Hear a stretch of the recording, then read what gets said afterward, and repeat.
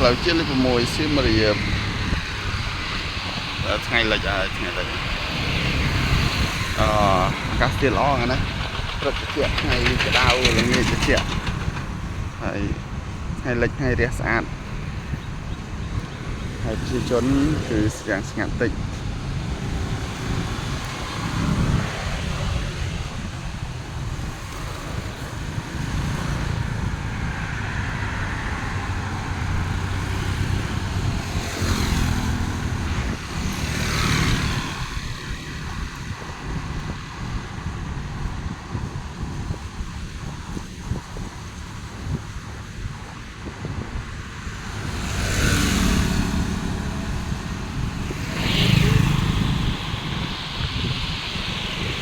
hay là dài